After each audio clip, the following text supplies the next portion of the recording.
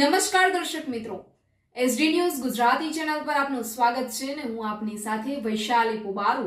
કરીશું નજર આજના સમાચાર પર.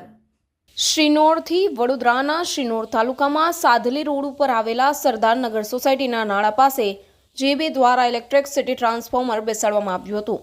તેમાંથી અચાનક જ ટ્રાન્સફોર્મર લીકેજ થતાં તેમાં રહેલું બધું જ ઓઇલ જમીન પર પડ્યું હતું.